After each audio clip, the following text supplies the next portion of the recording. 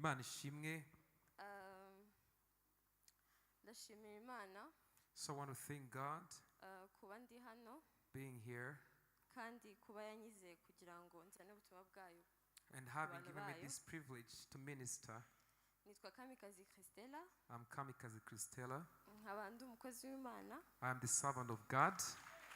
Kandi nicyo kintu cya mbere kinshimisha. And that's my pride. Nicaye hariya numvaga nta mbaraga mfite. Sitting there, I felt a little weak. Ariko nkigera hano sinzi hano zivuye. But reaching here, I feel strengthened once more. Ndashimira Imana kuba yangejeje hano. So I want to thank God for this great privilege. Namwe kuba yagejeje hano amahoro. And you too having come. N'abari kutureba online. And the online followers, God bless you. Nanone ndashimira umushumba mukuru w'amatorero n'ubuyobozi bwose. I also want to thank Bishop as well as the associate pastors. God bless you all. Kuba banyizeye. Having trusted me. Ndabakunda cyane. I love you.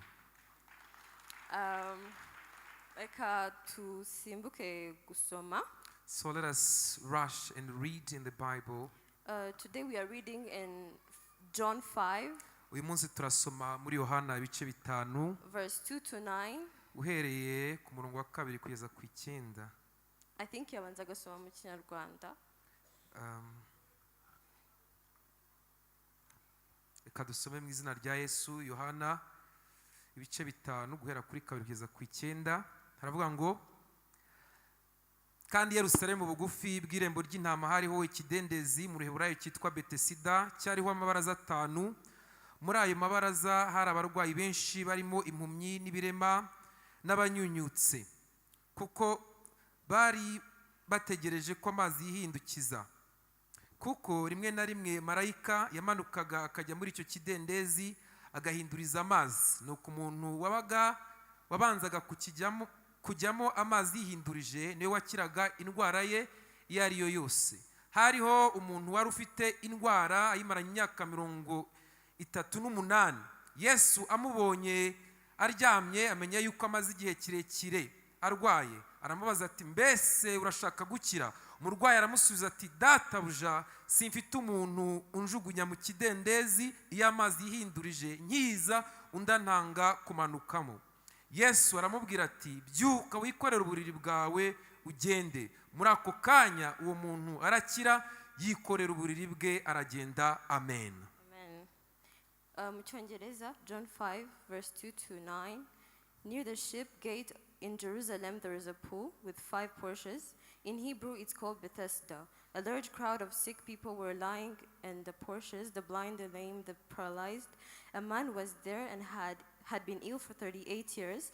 Jesus saw him lying there, and he knew that this man had been ill for such a long time, and he asked him, "Do you want to get well?" The sick man answered, "Sir, I have no one here to put me in the pool. When water is stirred up, while I'm trying to get in, somebody else gets there first." Jesus said to him, "Get up, pick your mat, and walk." Immediately the man got well, and he picked up his mat and started walking. Hallelujah. Hallelujah. Ndashaka kubabwira ko I would like to say, imbaraga zimpagurukije hari ahantu. so the power that got me up from where I was sitting, Ntago ari iz'ubusa. it's not in vain. Hari imbaraga mwakoresheje kugira ngo muze. There is power or strength that you used to come here. Hari no kwizera mwari mufite yuko aho muje muri buhagere. And I'm certain that you came Uko by niko kwizera faith. nshaka ko mukoresha. And that is the faith that I want you to use. Kuko iyo uhumetse winjiza, Because when you breathe in, ubwirwa n'iki kuri buhumeke usohora. so what assures you that you breathe out? Kwizera. Faith. Ndashaka ko So I want imbaraga z'Imana the power of God zikorera muri mwe that worketh in uno you munsi today kugeza igihe until n'ibihe, in times to come. kuko uyu munsi Because today ari umunsi w'Imana. it is God's day. Amen. Imana God ni nkuru. is great. God is great. Imana ni nkuru. God is great. Imana God irahambaye. is good. Imana ni nziza. Sintinya kubivuga. I'm not afraid to say nayibonye that. inshuro nyinshi. So I see him There quite is often. power in the name of Jesus Christ. Hari imbaraga mu izina rya Yesu. Nabonye ibintu bisenyuka, So I saw things yaba ari getting njye destroyed. cyangwa ku bandi. So to me and to others as well, There is power in the name of Jesus Christ. hari imbaraga Uyu z'igitangaza. muntu yari amaze imyaka 38. This person was paralyzed for 38 years. Some of you, you're younger than that. Bamwe iyo myaka ntibarayigeza. Ni myinshi cyane. Nanjye ubwanjye sinyigejeje. Even me, I'm still young. Kandi ndumva nshaje.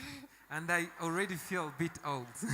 Imbaraga z'Imana So the power of God, iyo zaje when it comes, ziza mu gihe. it comes Kandi icyo gihe something, The it brings time. something new.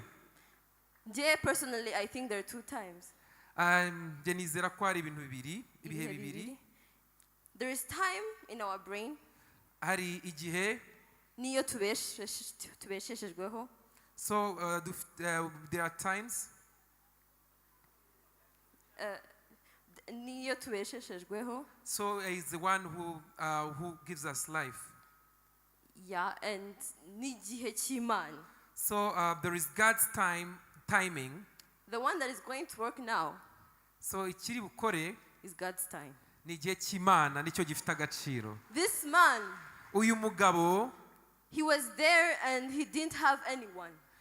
yari hariya arembejwe amaze igihe kirekire. Nta muntu wo kumwirukansa mu mazi wari uhari.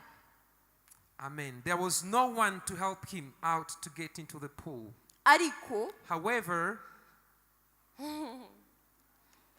ngo uwandika vuba the one who writes quickly, Uwiteka Imana, so Jambo, the Lord, the word, Jehovah Rapha, Jehovah Rapha, was coming to the place he was. Kuko yaje, igihe cyari so cyageze. the time had come.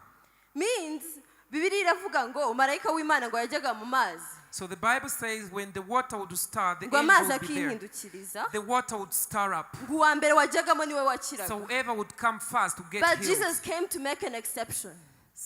He was like, Imana, Yes, yaje gukora ikintu gitandukanye kidasanzwe. yaje aravuga ngo He came and said, amazi ntabwo ari cyo cyonyine nkirisha. the water is not the only thing that Kandi I am can use coming to heal. as the messenger. I am coming as the sender, not the messenger. nje nk'umuntu wiyiziye. Ninjye wamutumye noneho ndiyiziye. Jesus himself came. Yoherezaga Raphael. So before he would send the angel Raphael, Raphael ni marayika uza kugira ngo akize indwara. he was the angel that would heal all kind of diseases. Ariko Imana ibonye igihe kigeze. However, when the time came, iriyizira. Jesus himself came. Imana yaje muri Yesu.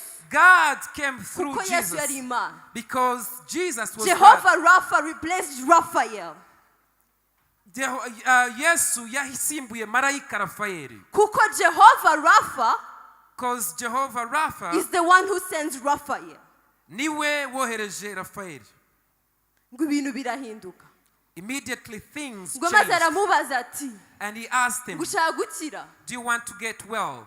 Aramubwira ati, umugabo aramusubiza ati, The paralyzed man ngo nta answered, muntu mfite unjyana mu kidende. I have no one to take me to the pool when the Nyamara water... ikibazo si ukujyana, si ukuvana aho uri. However, the problem is not the person to move Uri it away. kuvugana nande ninde ukubajije icyo kibazo. Who are you speaking to? Ese ukubajije icyo kibazo So the one asking you, arabishoboye. is he able? Imana ikubajije ati, If God was to ask you, ushaka gukira, do you want to get well? wamusubiza uti, What would you answer? iki? What would you answer? Barandoze, ndabuze umuntu nkoraho ngo nkire. So I was bewitched. I don't have anybody to pray for. Uzuguhagaze imbere. Do you know whom you serve? Who is standing before Uyu you? mugabo ntago yari yamusobanukiwe. So this man had not quite understood. Ntiyasobanukiwe amubajije icyo kibazo. He didn't quite understand. Ariko nubwo atamusobanukiwe, Even though he didn't understand who was asking. imbaraga ze zakoze ibisobanutse. So the power of God performed. You Hallelujah. see the difference between imbaraga z'Imana The power of God n'imbaraga z'abantu. and the power of man. Imbaraga z'Imana zigira inzandiko. God's power have epistles. Waremanwe urwandiko ku mutima wawe. So God has written on the tablets of Niyo your heart. mpamvu abantu benshi bakuroga ntibifate. That's why people bewitch you, but it is Kubera nullified. hari urwandiko Because there is something written on your heart rutajyaho urundi rwandiko. that cannot be replaced. Ndashaka ko I mubyumva. want you to understand this Hari better. urwandiko There is a letter, an epistle. Hallelujah. The Bible. rutajyaho urundi rwandiko. So that cannot be replaced or compared and comparable. Iyo andi magambo aje, In other words, when other words amagambo come, ya bene wanyu, other words from other people, y'abaturanyi, the neighbors' words, abantu mukorana, your workmates, your abo colleagues, mukorera, people you work for, araza agasanga rya jambo ryanditswe they come and find the words. riri imbere, It is written and firmly riba written. rifite It is the word urigaragiye.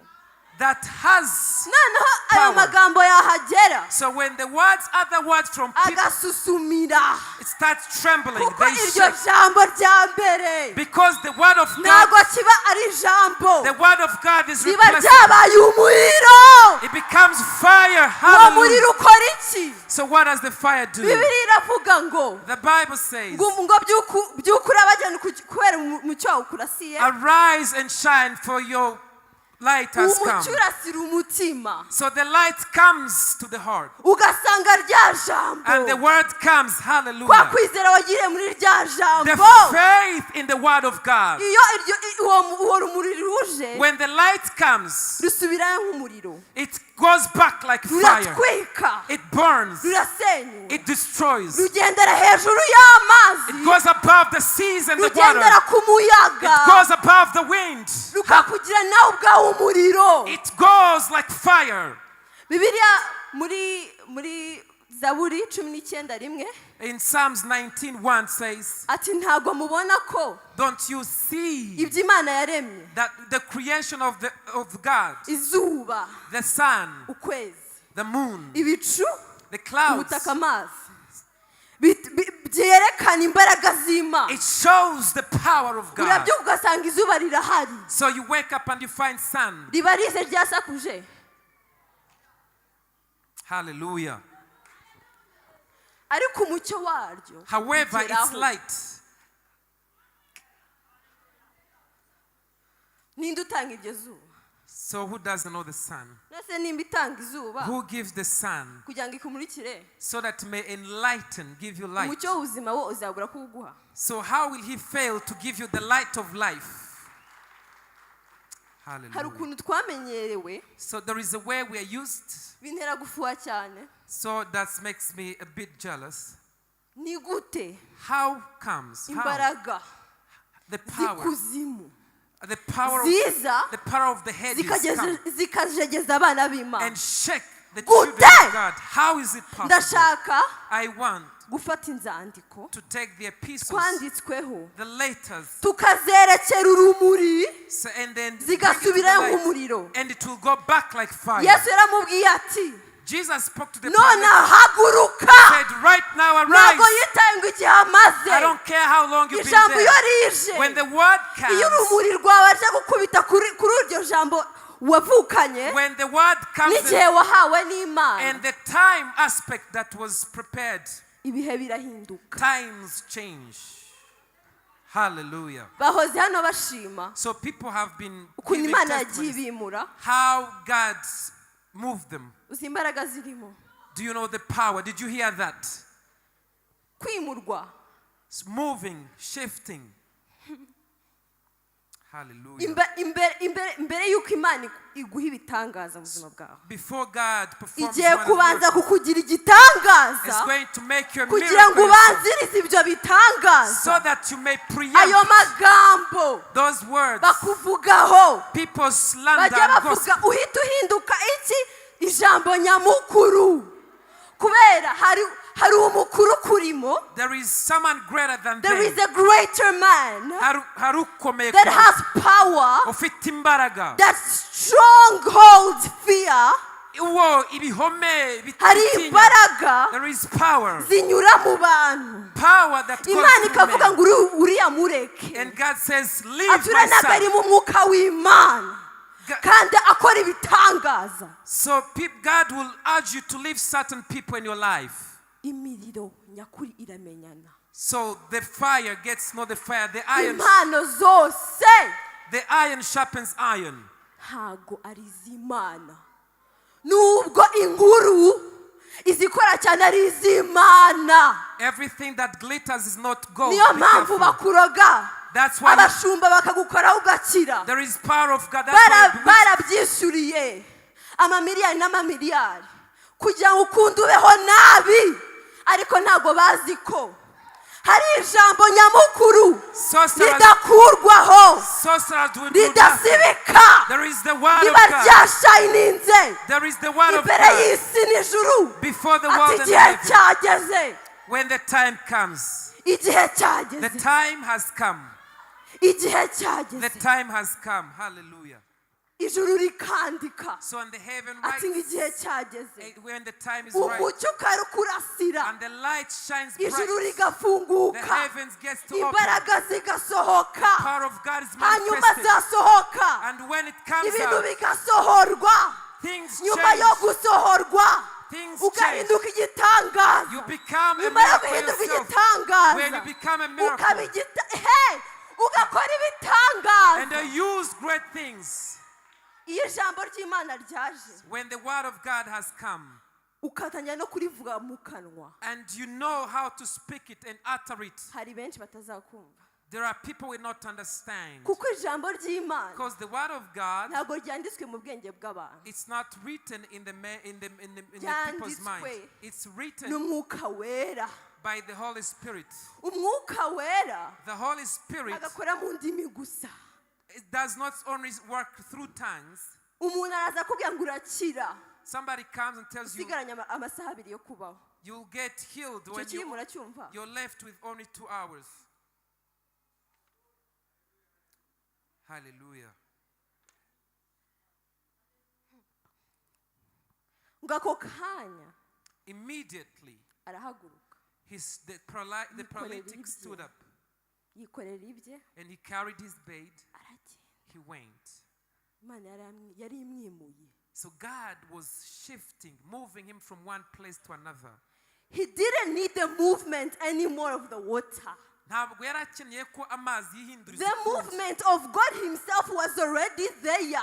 Ahubwo Imana ubwayo yari ihari ngo ihindurize Niyo amazi. mpamvu yexpandinze That's why. imukoraho. Hallelujah. Ngo kuko mbere yuko amuvugisha ngo yarabanje arabona ko Imana uzano yakubonye. God has already seen you. Amaze igihe kinini arwaye. The man was sick for a Uno long munsi time. ndashaka usuzugura iki cyose ufite, yaba ari Today, I indwara, want to despise- yaba ari amadeni. I want you to Ni Imana despise yishyura amadeni, ni Imana ikiza indwara, whether dates or anything, ni sickness. Imana iguha, nta wundi uri buguhe. It is God who has come to vindicate you no matter Ndashaka ko what. twambara imbaraga I z'Imana, want us to be powerful, ijambo ry'Imana, to be receptive the of the power word of of God. God. Hallelujah. Ndashaka uno munsi duhaguruka Today I want us to mu butware arise twahawe. in the power and the authority we've been given. Ikintu nshaka ko mubanza mukumva, So something I would like us to understand muri first. iki kidendezi ngo uwa mbere In this pool, the first time, wajyagamo niwe wakiraga. whoever would come first would get healed. Ntitugikeneye kwiruka, We don't need to keep ntabwo running. tugikeneye We kwirukanka. don't keep running Amaraso ya anymore. Yesu yaje kubirangiza. The blood of Ngo Jesus, uzamwizera the wese blood of Jesus has come to put an end igihe cyiwe nikigera Imana izigaragaza. to certain things. However, he gives a promise, whoever believes in him, the right time will come for that Ndashaka person to get kubabwira ko rescued. imbaraga z'Imana arizo. I want to tell you that the power of God is Ni the Imana only, ivuga ngo haguruka, power imitsi ikikanga, that can change. ubwonko bukigaragura, ugatangira gutekereza ibyo utatekerezaga. When the power of God, everything changes. Urabona iyo inkuba ikubise, So when the thunder strikes, habanza iki? Umurabyo. so what comes? The lightning Urusaku preempts. rukaza nyuma. The lightning preempts the noise and the rumbling. Kubera umucyo wirukanka kurusha urusaku. Because the light is much faster than niko Imana noise. igiye kubigenza. That's what God is about to do. Umucyo ugiye kurasa. The light is about to come. Urazanwa n'iki n'umuriro. And the light will come alongside the fire. Maze ibintu bivuge. And things will change. Uvuge waturi ku buzima bwawe. And you will speak, you will uvuge ngo biraba. You will say this ngo biraba. Things will change. Ngo igihe cyageze. They say the time ngo has bwoko come. bw'Imana. People of God. ngo se muranyumva. Can you hear ngo me? mwumva amabwire y'abantu kundusha. Ese iyo mvuga muranyumva. Do you hear me when I speak? Ese muranyumva. Do you hear me when I speak? Ese murumva. Can you hear? Imbaraga zibahagurutsa. The power that rises people when you go gukora ibibi. To do something wrong. Kucyo cyane imbaraga nyinshi. Why do you have this passion to birakugora? It is hard. Hari imbaraga z'Imana. However, there is power of ariko God. it comes with righteousness. Hallelujah. Ndababwiza ukuri kuko niko mukeneye. So I'm being sincere. We need the power kuko of God. nyuma uyu mugabo Yesu yaramusanze aramubwira ati. Because Jesus came ati to ntuzongere gukora ibyaha ukundi. He said, don't sin ngo anymore. kuko For ngo ikibi kiruta cya kindi kizaza. so if you sin again, again, ukuri ko niko mukeneye. something worse will hari happen. imbaraga ziri bumanuke of course. Ziramanuka ko zanahageze. So there is power of iyo God. ntebe wicayeho hari umumarayika wawe wari wicayeho mbere yuko uhagera. So before you came, there is an angel who came to your seat before you made it there. mbere yuko nsenga mbere yuko mpahagarara hano. Before I came here, hari ikirere cyabanje kumanuka. there is an atmosphere that came. hari imbaraga zabanje kuza. There is power that nyuma y'izo mbaraga and after that power, hagiye kuba ikibitangaza. something is about to happen. ureba amaguru yawe. So look at your feet. ibirenge byawe bireba imbere. Your feet. niyo mpamvu Imana ishaka kureba imbere. So your feet goes ahead, and that's why God wants you to face. ntabwo ibirenge byacu bireba inyuma. So our feet are not Imana ishaka ko backwards. tugenda gutya. God wants us to go straight forward. ibagirwa ibyashize. So forget the past. situation urimo The situation you igiye might be in, guhinduka. it is about to change. uyu ni umunsi wa uyu ni umwaka wa 38. That was the third wawe umaze year. imyaka ingahe iminsi ingahe. So how uno munsi birarangira. today kuko Imana birangije utarabivuga. God is going yabibonye utarabivuga. God has seen yakubonye utaravuga. God has seen imbaraga you. zagendaga ngo mu mahema y'amato ngo zagendaga ngo mu mahema ngo maze zireba imitima y'abantu ngo umuriro umwuka w'Imana urumuri rurasa ngo rurashe ngo umwijima uragenda. Hallelujah. hari umwijima wagiye mbere yuko nsenga. The darkness has been driven out. niyo mpamvu bamwe muri mwe bari kumva mu nda ariko bababaza. hari ibyo muri kurya mutabizi.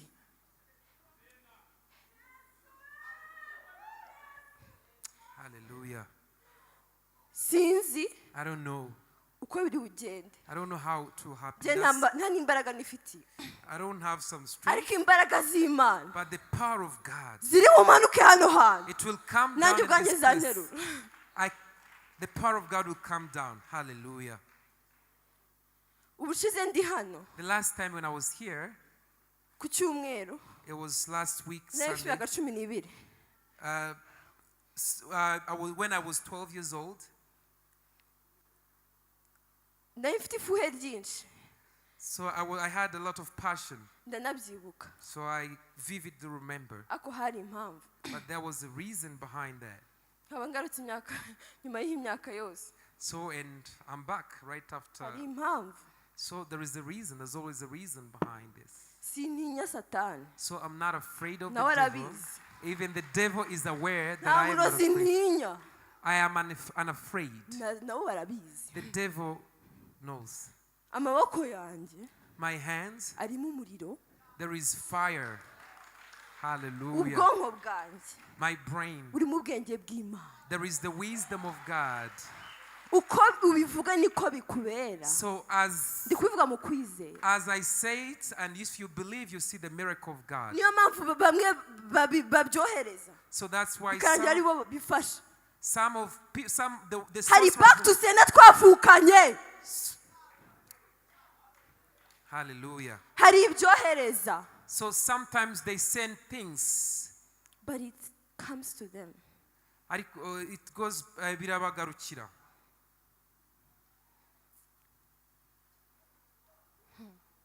Hallelujah. Reka kuri ndi kuvuga kuri mikoro mu kanyumva.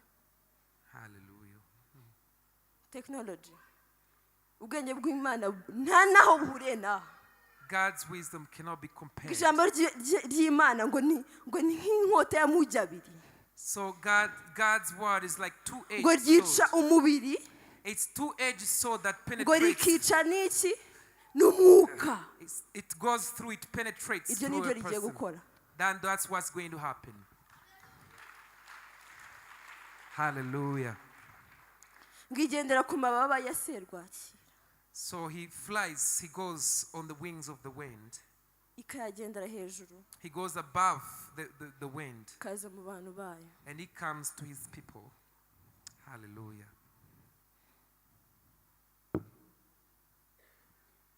Abakare nababwiye ngo imyenda mwambaye So I told you, the first service I ntabwo spoke to them. ibegereye I told them that it's not any closer kurusha Yesu Kristo barimo. more than Jesus. Jesus is closer than your clothes. Niyo mpamvu ushaka gukorera mu butware. So that's why I went to operate in the authority. Ntibintera ubwoba guhagarara hano. I'm not afraid to stand here. Hari abanduta muri mwe no mu mwuka, Some are older than me physically and even the ariko spirit. uri kunkoresha But the one using me, nta kintu na kimwe ataruta. he's above everything. Hallelujah.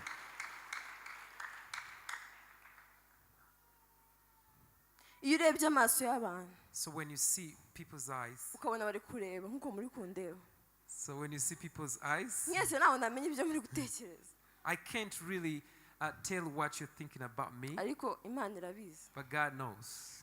Ibizi gute? How does he know that? Irakorera mu mitima yayo. God will work through your heart and with your hearts. Hallelujah. Ndashaka guhamagara Imana. So I would like to call God, Imana yagiye inyiyereka God who has visited mu me and nzozi through dreams hose, and in many other ways, mu babyeyi banje. through my parents.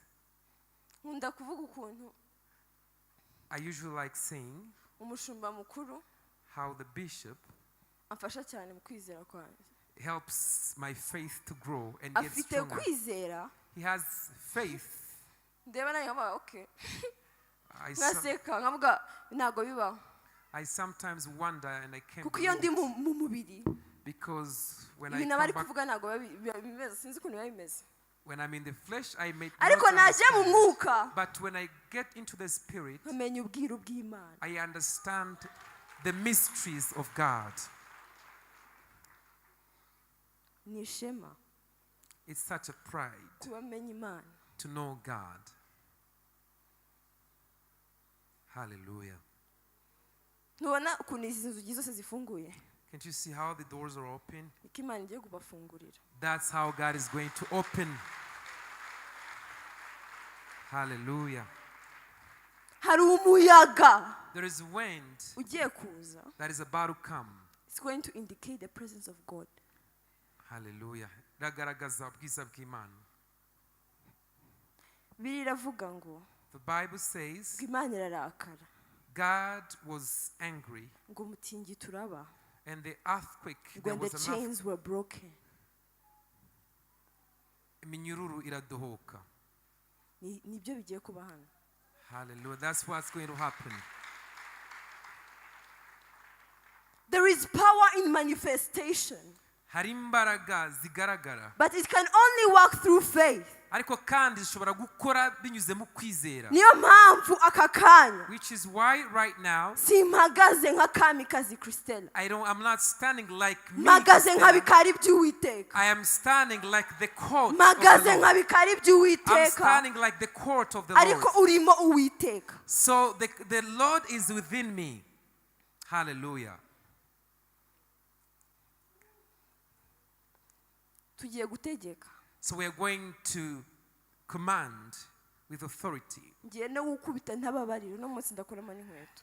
And I am going to strike, to beat mercilessly. ndashaka kujwigiriza dayimoni zatujwigirije I need to strangle kuko the, ubwoba bwagiye I need to strangle the demons. kwizera kwanjye ntabwo ntabwo nzi ahantu kuri So kuri mu bicu kure my faith, I have faith in God. ndashaka kubishyikira cyangwa ukandenza aho nta kibazo. I would like to understand and to have faith in I God. connect to heaven, I connect to Jesus Christ. Njyewe ndi kumwe n'ijuru, ndahamanya n'ijuru. kuko Hallelujah. uwampamagaye ntabwo yibeshye. Because the one who called me wasn't wrong. He wasn't. He wasn't wrong. Amen. Sizi impamvu ndi guhatirirwa kumanuka. So I don't know why I feel like coming down, but I am coming. Nari nabyanze. I didn't feel like coming down, ariko ubu noneho umunsi ndamanuka. but now I've just come down. Begere. I've come close to iyo you. ushaka gutwika ikintu uracyegera.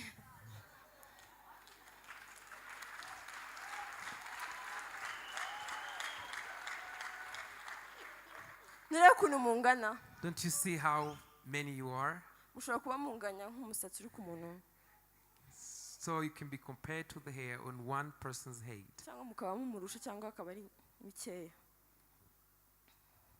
Kuko niko Imana ibazi izi mibare y'imisatsi yanyu. So God knows the numbers of your Ni hair. make yabasobanukiwe. So God Mbere understands yuko mwisobanura. before you explain yourself, Niyo mpamvu. which is why, Niyo mpamvu. that is why. Ninde uzi icyo Shekina yashatse kuvuga? What does Shekina. what does Shekinah mean? Kurabagirana kw'Imana. The glory of God that Abantu benshi shines. bitwa Shekina. Ariko mugiye kubibona live. So you're going to see it's the glory of God that The shines. live manifestation of the Holy Spirit. Kugaragara k'umwuka The wera. full manifestation of the Holy Spirit. Kugaragara k'umwuka wera mu buryo bwuzuye. Ese ubona umuyaga? Do you see wind? Can you see the wind? Imana iwugendera.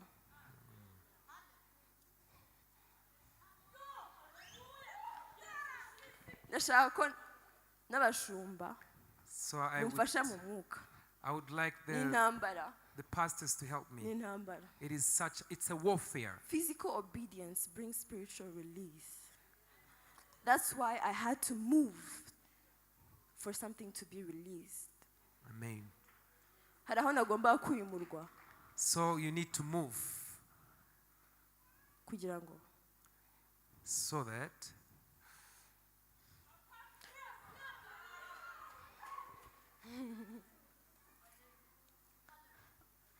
ndikubona inzandiko nyinshi. I can see a lot of epistles, Inzandiko nyinshi a lot of letters. ziri kuri mwese. They are upon each and every one here. Hari Hallelujah. abumva bafite urwandiko ruto, Some might feel they don't have enough. abandi nkeya, abandi nyinshi. So as I can see, some have few, Ijambo others ry'Imana have ni many. rigari. But the word of God is Yesu gusa umwanditsi the word of God is so ngo nta big. dupapuro tw'isi twashobora gukwirwaho. Hari iyo ndirimbo. If you're to write about the love of Urukundo God, ni Imana. the love of God, Kunda mugenzi wawe. love your neighbor. Karanya mbisubire mukunda mugenzi wawe. Love your neighbor. Hallelujah. Natangiye mbabwira ngo nicaye hariya nta mbaraga ndazimwe nari mfite, numva ngiye no gufitingira hariya. So as I was telling you, I told you that I didn't have any Ako hari strength. imbaraga However, there is power, zigendera hejuru y'iki y'umuyaga. power that walks above Izo the nizo wind. zaje hano. And that's the power that is right here today. Niyo mpamvu nashize amanga. That's why I became bold. Njyewe nsanze n'abantu batanu nta nubwo nabacaho. I, Abanzi barabizi. I became bold. Ariko ubu sizi n'impamvu ndi kugenda. But I don't know why I'm walking. I can walk boldly right now.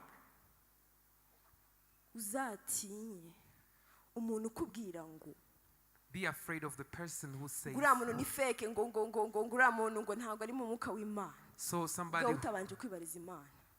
Somebody. Hari satani uza akakuvugira mu nshuti zawe. There is a devil who comes and whispers Ati uriya through muntu your ntabwo ari mu friends Imana. Ari we bukirobya. and slanders that that person doesn't know Wemere God. kunyagwa. Don't allow ndashaka ko the duhaguruka devil to lie to you. I would like us to stand. ndashaka Hallelujah. gukoresha imbaraga z'Imana zose So I want to use the power of God. agasuzuguro gashire The disgrace and the yewe muntu reproach of the devil. imyaka ibiri imyaka 10 2 38 30. wicaye ahantu hamwe nta muntu ukubwira ati tugende nta muntu ukubwira ngo Many years in stagnation.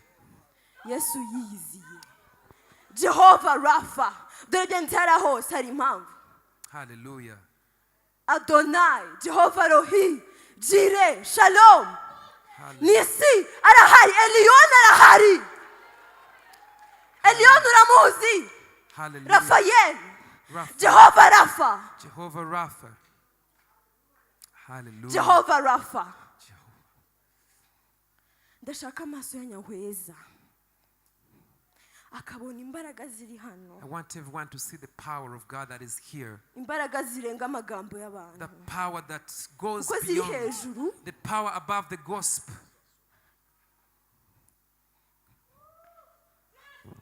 Hallelujah. Hallelujah. We're about to pray.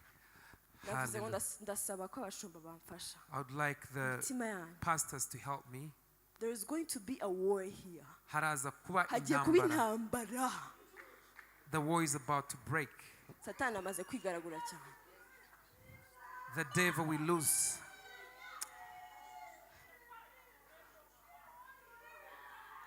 nawe ntubure gusenga So don't fail ijwi to ryawe pray. ryazamuka Lift your voice ndashaka ko high. dukanda Lift your voice high. ijuru turikande turijegeze rimanure I would like Hari us ibintu to ushaka ko attract, bimanuka. to attract heaven.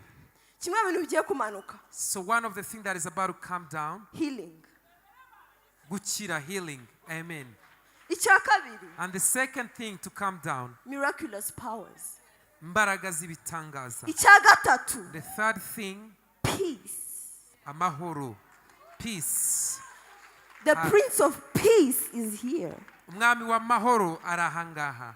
icya kane And the fourth, ubwenge wisdom. Now wisdom, kumenya understanding. gusobanukirwa Understanding. icya gatanu And the fifth, imbaraga the power. Hallelujah. ugiye kujya ubyuka uvuga mu ndimi bikunanire guceceka You'll wake up speaking in tongues and you won't keep quiet. ese waba uzi ko Do you know that? Hallelujah.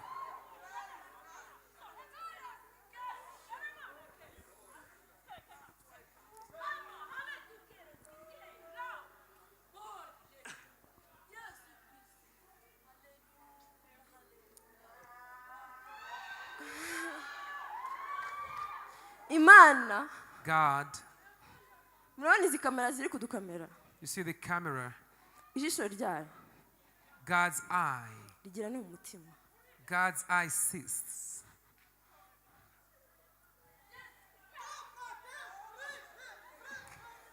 hari n'uwarangije kwakira hari n'uwarangije kwakira ko atazabyara So there's someone who received that they will not conceive warangije and no give birth. kuadopta avuga ati ngewe nta kundi There is somebody who doesn't believe that to give birth.